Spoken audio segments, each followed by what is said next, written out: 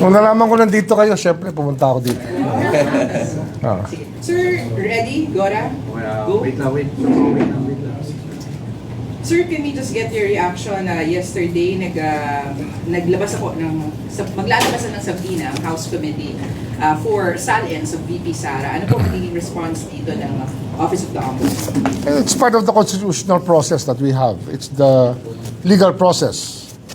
And we just abide by the rules and the law when it comes to impeachment proceedings. Susunod lang tayo sa batas. Sir, kamusta na po yung mga reklamo kay Vice President Sara dito po sa Office of the Ombudsman? Umaandar naman ang investigasyon. Kaya lang nga, may mga theory of law pa tayong pinag-aaralan kung merong immunity from suit o wala. Kasi alam ko, nagkaroon na ng opinion dati ang Department of Justice ng immunity from suit sa isang sitting president lang. Sir, para po sa publiko, what does that mean, sir? Pwede demanda. Kung meron demanda, dapat pwedeng kasuhan at pwedeng panagutin kahit nakaupong vice president. Pero yung pinag-aaralan pa yan. Tinitingnan pa namin yung mga legal provisions na pwedeng maging mahalaga sa pagtingin sa tanong na yan. Opo. Sir, isa din po dun sa mga complaints or mga sulat na na-receive niyo po dito ay yung kay Ramil Madriaga. Siya po ay kukunin na rin po ng House of Representatives. Paano po mag-play out yung investigasyon ninyo with that of the House of Representatives kay Ramil Madriaga? Ano yan siyempre, ang trabaho lang namin, ipasa nga yung impormasyon na makukuha namin para sa impeachment. Kasi yun nga, bumisita sa amin at nakipag-usap sa amin yung Senior Deputy Speaker para humingi ng tulong tungkol dito. At kami naman, bilang Office of the Ombudsman at bilang Ombudsman, tungkulin namin na kampanan ito mga hinihingi sa ating tulong na iba't ibang ahensya ng gobyerno. Isa na dyan ang Kongreso. Dahil sinusunod natin ang proseso ng batas na impeachment lamang ang paraan para panagutin ang isang ranking official ng government. Meron yan mga officers na sinasabi ng ating saligang batas na maaalis lamang through impeachment. At andyan ang Presidente, ang Vice President, yung mga constitutional commissions, members of constitutional commissions like COMELEC and COA at CSC, sir.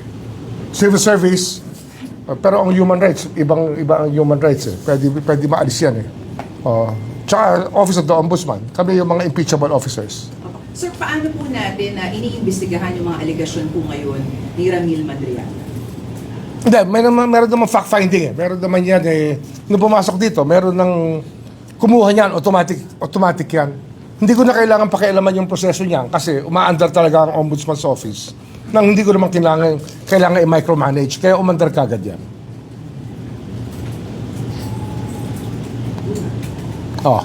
Tanong? Sir, yung sa SALN, anytime ready yun na isabit na ng ombudsman sa Congress po? Siyempre, kailangan yon. At yun nga, isa pa sa naging usapan namin sa Kongreso, yung kanilang pakikipag-isa sa amin ng Secretary General's Office na ibigay sa amin kagad yung mga SALN ng mga kongresista. At binalaan ko rin sila na pag hindi sila susunod sa aming request, ay mananagot sila sa Office of the Ombudsman. Sapagkat kahit na hiwalay ang patakaran ng Kongreso, sila po ay gumagana pa rin ng katungkulan na dapat tumutulong sa Office of the Ombudsman. At pananagutin ko sila pag hindi sila nakipag-isa sa amin sa aming mga hinihiling na impormasyon. Sir, yung impeachment proceedings versus VP Sara sa Kongreso is a political process kung may tuturing po. What is the assurance of the public na yung mga kaso na kinakarap o reklamo na kinakarap ni Vice President Sara Duterte ay hindi mababahiran o may issue na politika dito sa Office of the Ombudsman? Ang trabaho kasi ng isang opisina katulad namin ay tingnan ng ebidensya. At hindi kami maaaring maghusga sa kahit kanino na walang ebidensya. Pinakamahalaga po sa lahat, kahit na sa impeachment proceedings, kahit political process yan, ebidensya pa rin ho ang pinagbabasihan ng lahat. Sir, kay Ramil Madriaga, gaano ka-vital si Madriaga for the Ombudsman at siguro sa impeachment dito kay BP Sara? May sariling due diligence at saka assessment na ba ang Ombudsman kay... Sa totoo lang, hindi ko ho pinakikialaman ang kaso ni Ramil Madriaga. Marami ho tayong tinitingnang kaso rito. At isa lang po siya sa mga libong tao na ating tinitingnan bilang marahil may pananagutan o kaya mayroong sasabihin. May isusuplong o kaya mananagot. Dalawa lang naman yan, di ba? Yung may isusuplong, pakikinggan natin, yung mananagot, kakausapin natin, at bibigyan natin ng pagkakataon magpaliwanag. Kaya, yung tungkol kay Ramil Madriaga, sa akin, isa lang po siya sa marami ho nating iniimbestigahan dito at tinitingnan kung ano hong kanyang paaaring ibigay na impormasyon tungkol sa mga proseso ng gobyerno katulad ng impeachment. At ang trabaho po namin, kung meron kami nakikita na kailangang ilabas papunta po sa Kongreso, gagawin namin sapagkat yung nga yung sinadya nilang hilingin sa amin nung isang araw. Sir, yung pagsilip po sa mga bank account, isa po ito sa mga kapangyarihan din naman po ng Ombudsman. Nakikita na po ba natin yung pagsilip sa mga bank account? Ngayon kasi, Vice President Sara? ang pagsilip ng bank accounts, talagang isa po yan sa isang paraan po yan para managot ang kawani ng gobyerno sa corruption. At wala hong exempted dyan kapag meron pong nakitang dahilan upang silipin ang isang bank account. Siyempre, may mga problema lang po tayo sa pagganap ng mga tungkulin na ibang tao, katulad po ng council mismo at nung executive director ng AMLA at ng AMLA mismo.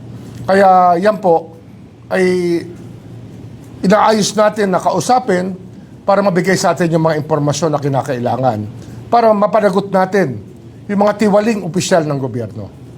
Yun lang po yun. Mahalaga po yung mga bank account na yan sapagkat dyan po natin makikita kung meron pong tinatagong pera o kaya ang pera ay pinaiikot sa iba't ibang paraan upang magamit ang pera na hindi naman dapat hawak ng isang tao na malamang ay kinupit lamang sa kaban ng bayan. Gaano ka-importante po yung trabaho na ginagampanan na yun ng AMLAC sa paghabol po natin sa mga tiwali? Napakahalaga po niyan. At ngayon ko lang ho nakita na minsan, meron talaga mabigat na kalaban ang batas pagdating dyan. Kaya nga, gusto ko silang kausapin muli itong AMLA tungkol sa pagtupad nila sa kanilang katungkulan. Sapagkat, alam nyo naman, hindi dapat banking industry ang kanilang pinangangalagaan, kundi yung mga pag-violate ng batas ng mga kawani ng gobyerno. Kasi ang trabaho naman namin talaga, corruption, anti-corruption, di ba? And they are the necessary office, the office that gives us the most information. If they will not come up with it, then we have a problem as a country. Hindi ho nila pwedeng blankohin ang katanungan ng Office of the Ombudsman. Dapat gumanap sila, kundi sila mismo ang kakasuhan namin. Ang AMLAC po ay ngayon napapansin kung gaano yung ginagawa ng trabaho nila. Pero for the past few years, tahimik. Parang kapag walang issue, tahimik lang sila.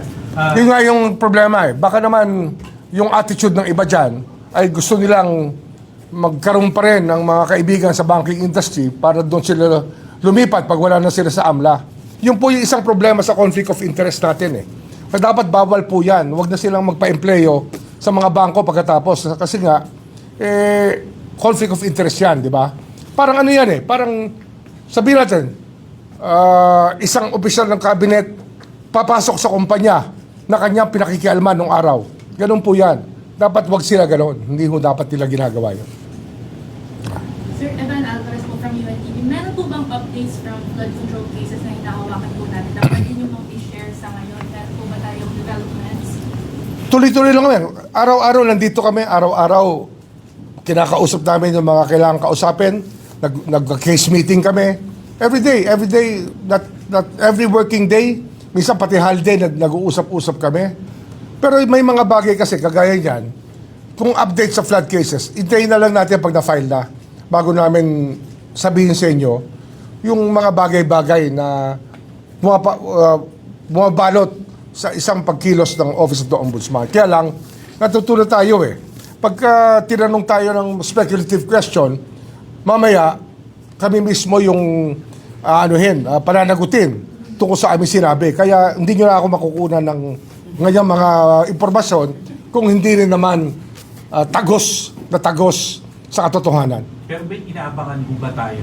Na Marami yan. Marami susunod yan. Itong tag-init, iinit. Sir, bago mag-uwi, Kaya ano tawag doon? Soundbite. Ngayong tag-init, iinit. Sinasabi ko sa inyo. bago mag-Holy Week, sir, are we expecting anything? Hindi ko masasabi.